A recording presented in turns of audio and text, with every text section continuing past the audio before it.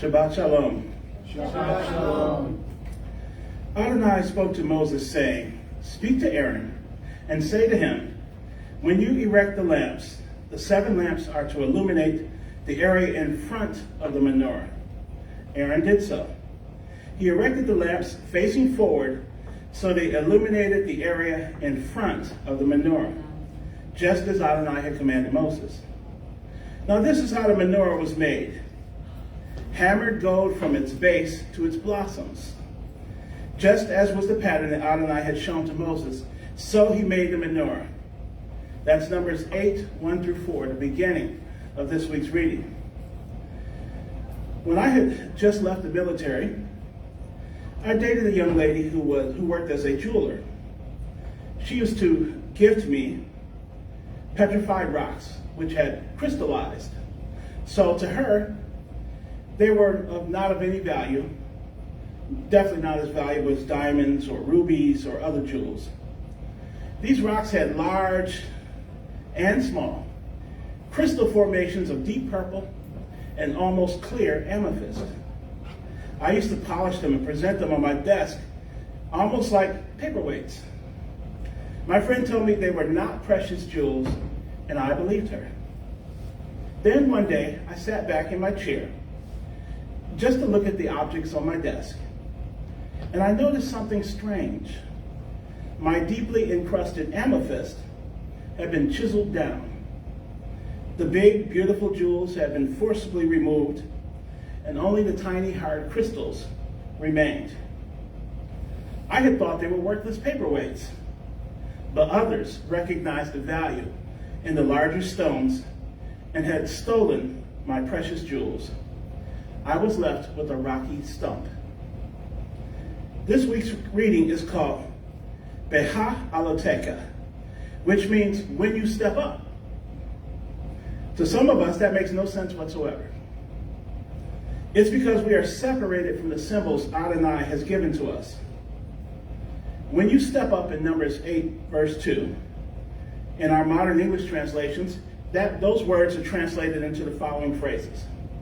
You'll see this in some various translations. When you step, when you set up, when you arrange, or when you mount. The fact is that Aaron had to step up on 2 steps on the platform at the base of the menorah to light the lamps. As you guessed by now, I'm sure you figured it out, there's a deeper meaning in these words. As a matter of fact, everything about this section of the reading, on the menorah in particular, is filled with deeper meaning. It seems like someone just kind of added that on to the Parashah, but it wasn't. You have to lift up the words in your mind and rotate them. Move them about and let them bathe in the light, just like a woman who receives a brand new engagement ring. What happens is that the Ruach HaKodesh will illuminate the Torah, and suddenly your world will light up as if someone had shone a light in the heart of a diamond.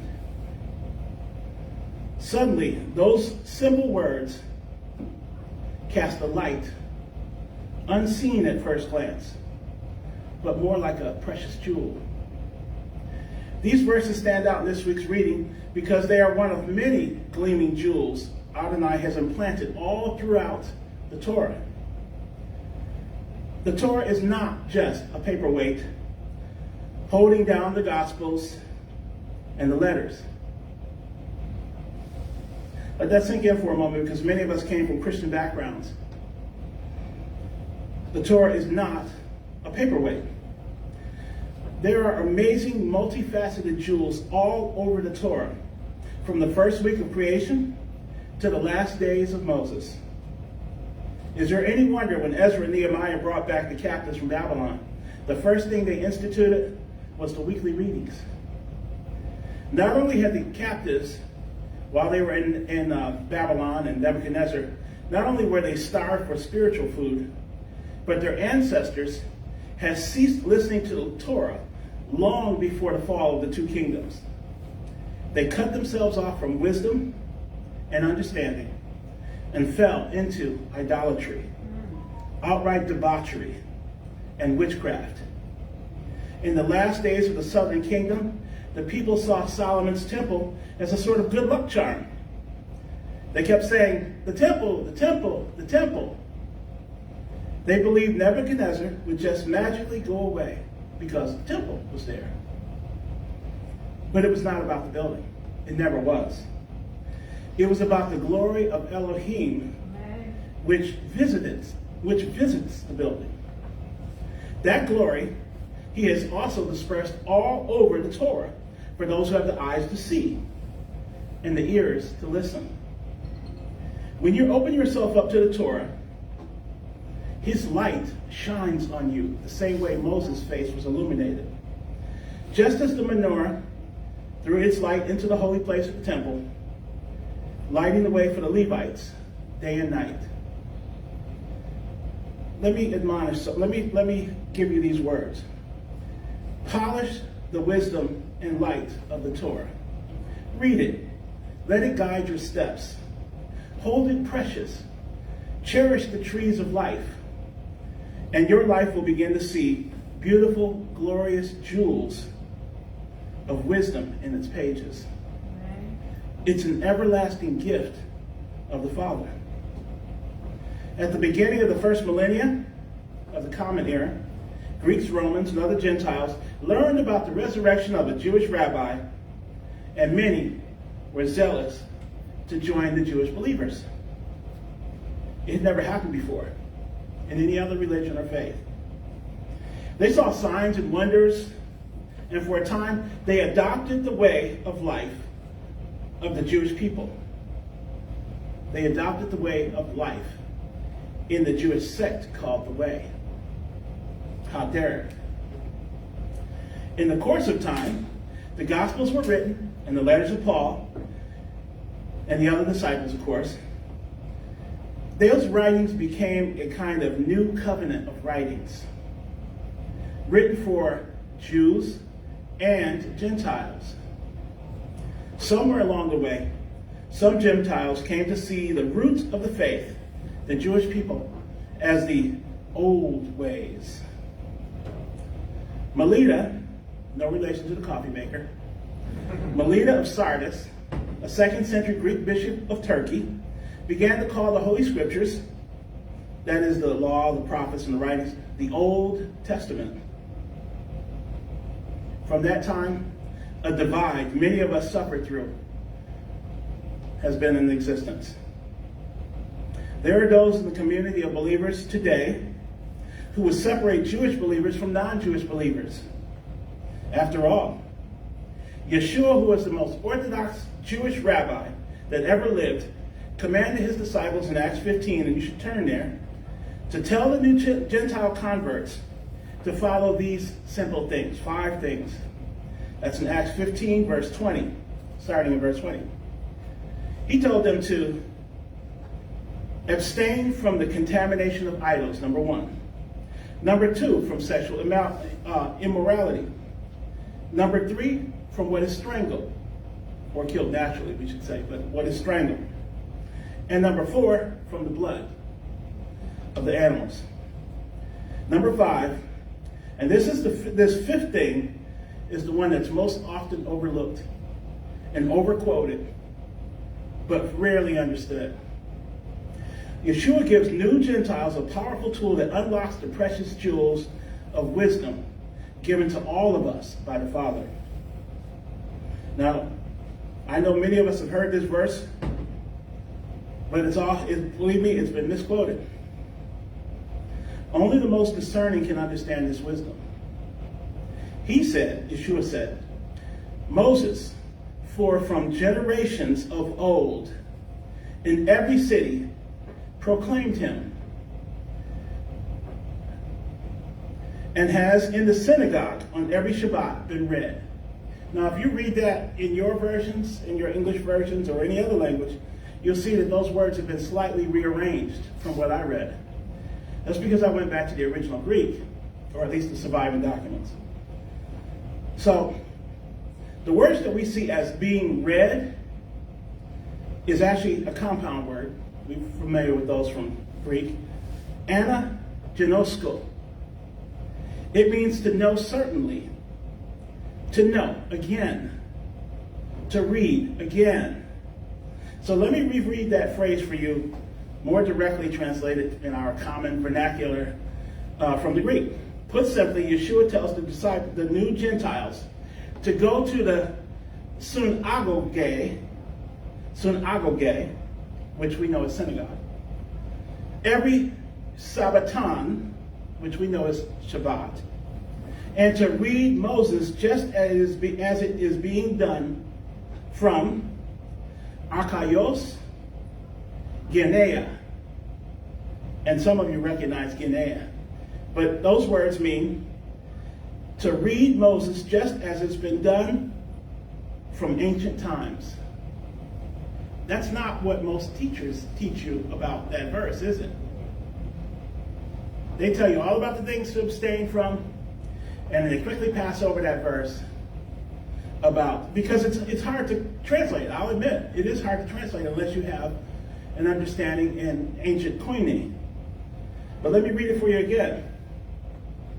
Put simply, Yeshua tells Gentiles to go to the synagogue every Shabbat and to read Moses just as it's been done from ancient times. So if we teach Gentiles do not need to read the Torah, we are robbing them of all the jewels of wisdom hidden in the plain sight in the Torah by our Father. As Messianic Jews, we are to teach the whole person. A child who learns only sports will have a hard time in a library.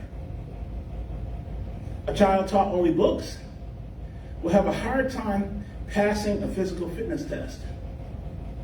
But a whole child of Elohim, taught both the New Covenant and the Torah and the prophets and the writings, is best equipped to do the work of serving the Creator. So if I tell you don't study Torah, or call it the Old Testament, what does that do in your mind?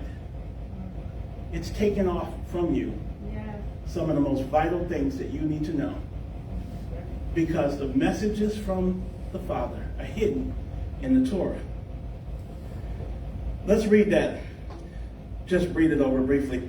When you erect the lamps, the 7 lamps are to illuminate the area in front of the Torah.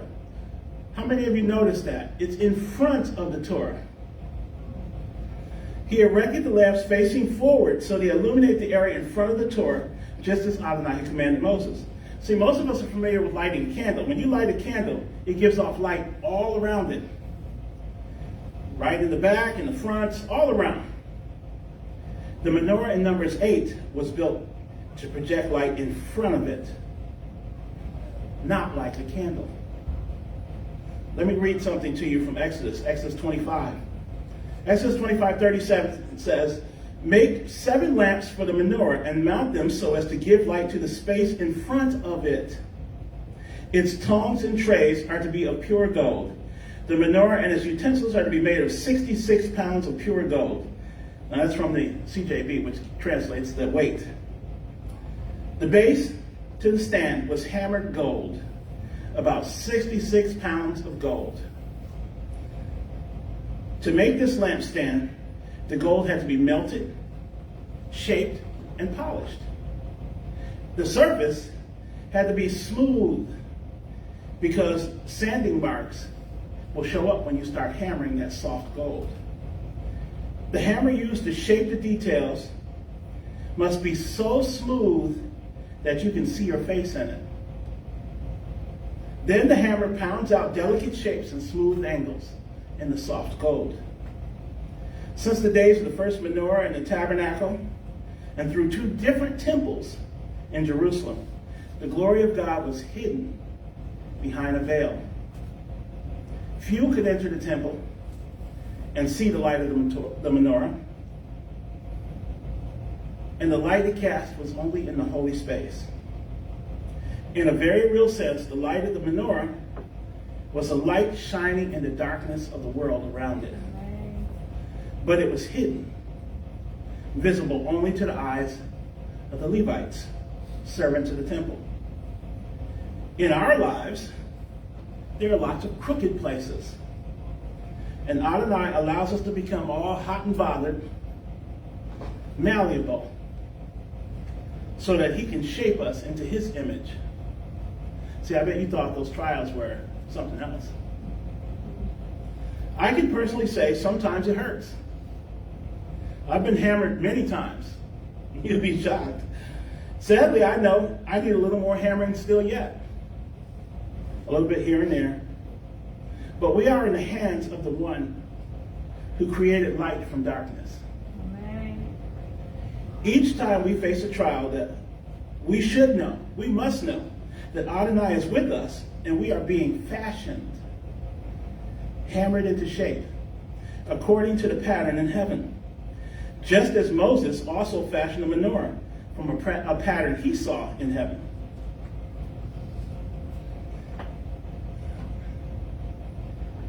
The Behaalotcha tells us to step up on the platform of the lampstand and to light the menorah so that the light shines in front of us.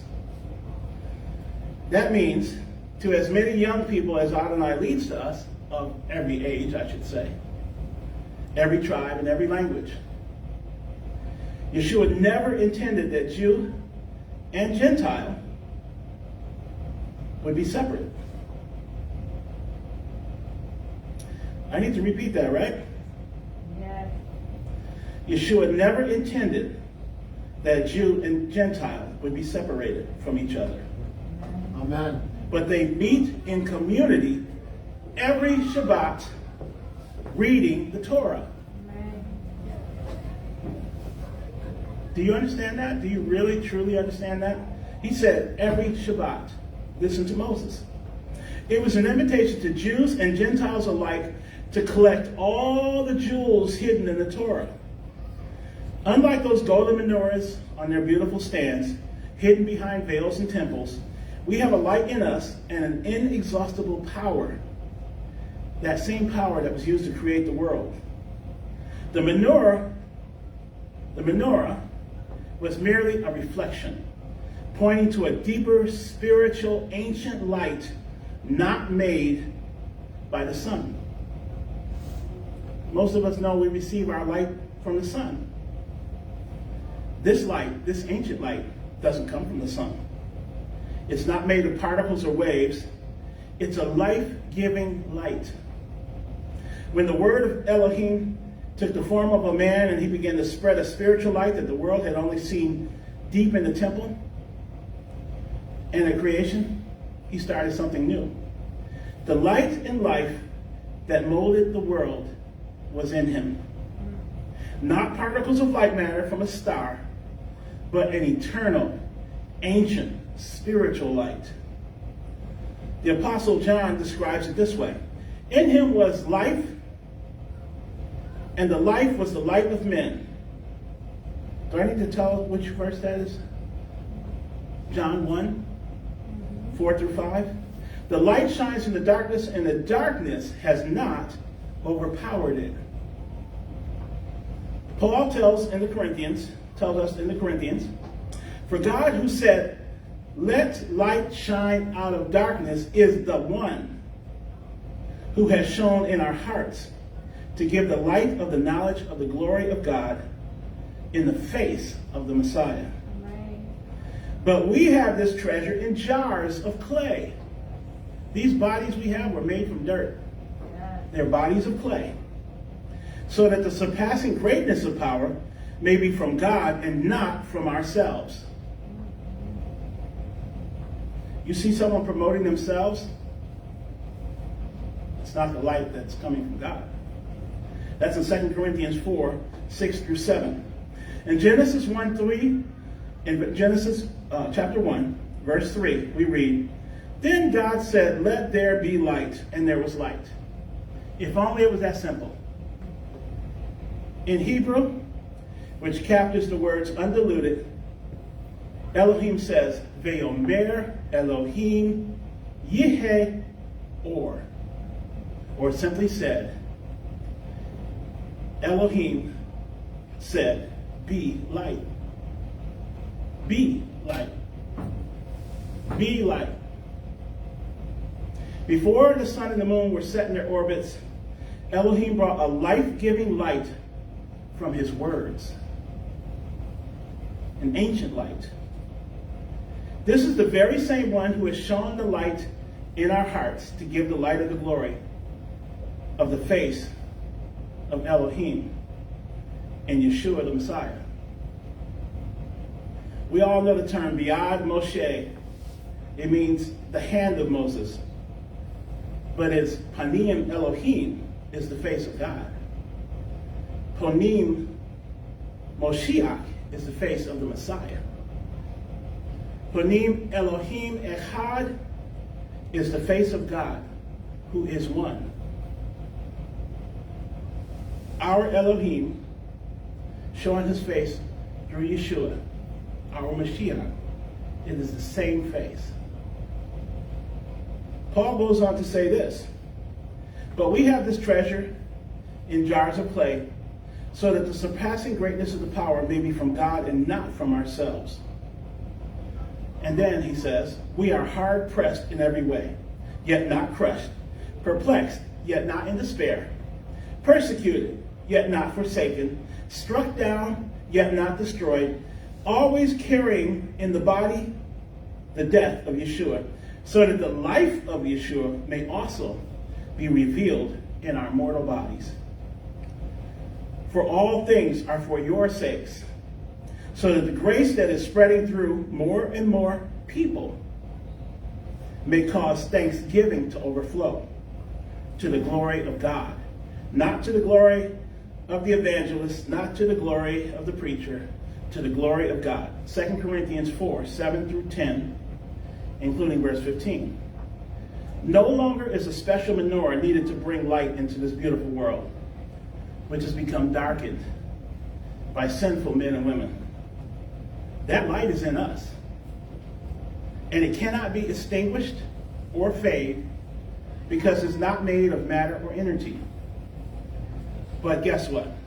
It is our job to let the light shine through our mortal bodies of clay, so that we can cause thanksgiving to overflow to the glory of God. Yeshua said in John 9, we must do the work of the one who sent me, so long as it is day. Night is coming when no one can work.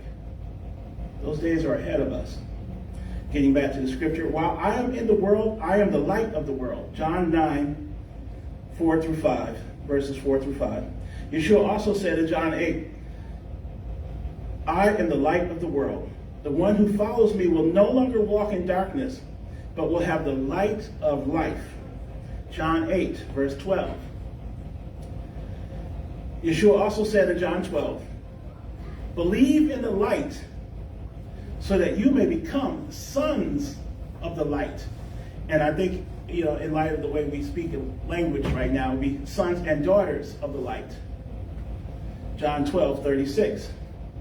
Yeshua also said, you, not me, you sitting in the chairs here, are the light of the world. A city set on a hill cannot be hidden.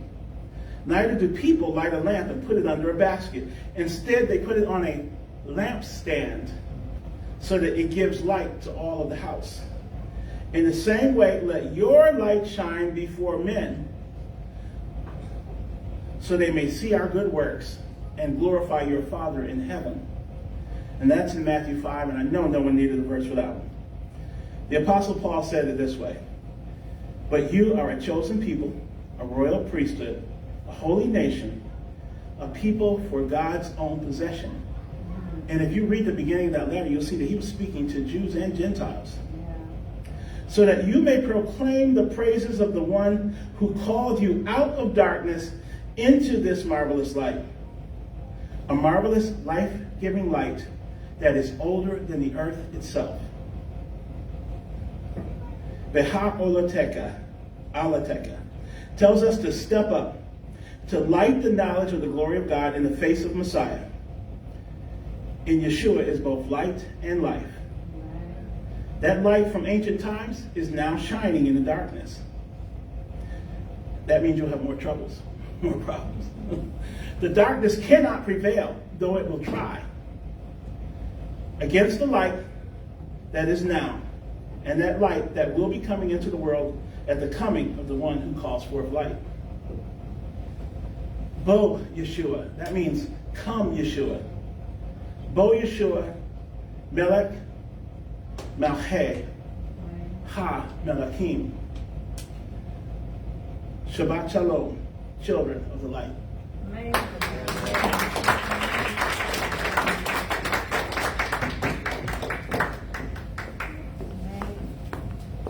Shabbat